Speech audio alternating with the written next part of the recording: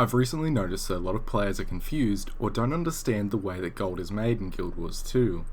Hello everyone and welcome back, my name is Relzor and here's a quick guide on how gold making really works. If you're coming from another MMO, you're probably used to having gold thrown at you from completing quests and instance content like dungeons or raids.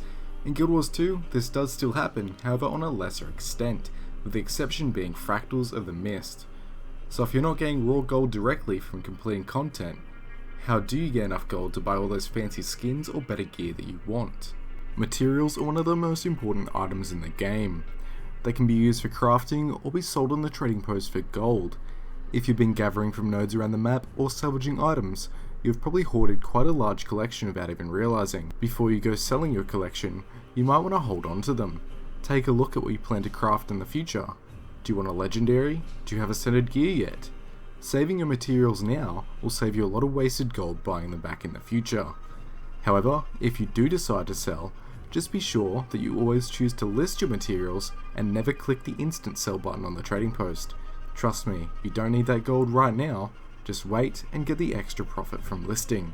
Along with this, I would recommend leveling up your crafting professions so you can refine the materials before you sell them. This will usually give you more gold than just selling the unrefined materials. Okay, so now you know how important materials are. But is that all? Not exactly. Have you ever looked in your wallet? No, I don't mean when you look in your wallet to see if you can afford that extra Big Mac at McDonald's. I mean your account wallet. If you open your inventory and look in the bottom left, you'll notice a stack of coins.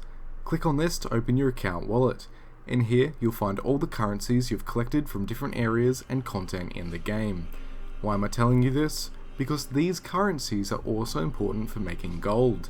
To keep things simple, I'll mention 4 of these currencies: Karma, Spirit Shards, Unbound Magic, and Volatile Magic. Karma can be used to purchase items that can be placed into the Mystic Forge, or you can spend the Karma on trade caches from the Path of Fire maps that give you materials. Karma is obtained by completing events around the world, Heart Quest, and some instance content such as Fractals, raids, or dungeons. Next are Spirit Shards. These can be used to purchase Philosopher's Stones. You can use the Philosopher's Stones to upgrade your lower level materials into higher level materials. Most players will make tier 5 materials into tier 6 materials and then sell them on the trading post. To do this, you'll need 50 tier 5 materials, let's say bones in this case, 1 tier 6 material, again a bone to match the tier 5s, and 5 crystalline dust along with the 5 Philosopher's Stones. Do you remember?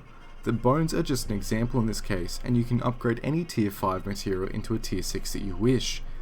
You can obtain Spirit Shards by completing your dailies or by leveling up past level 80. Philosopher's Stones can be purchased from Miani in Lion's Arch. Finally, we have Unbound Magic and Volatile Magic. These two are basically the same thing, with the only difference being that Unbound Magic is used in the Heart of Thorns Living World maps and Volatile Magic is used in the Path of Fire and Icebrute Saga maps. These two currencies can be traded in for bags of loot in their respective Living World maps. Opening these bags will give you random materials that you can either use for yourself or sell on the trading post for gold. Unbound Magic and Volatile Magic can be attained from completing activities and events around the respective Living World maps or by walking into orbs of the magic. There is one last thing I want to address, and that was Unidentified Gear. However, I already have a separate video dedicated to that subject on my channel, so instead of covering it again here, I'll put a link to that video in the description down below.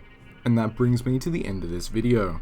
If you'd like to see my top 10 quick ways to get gold in Guild Wars 2, check out the other videos on my channel.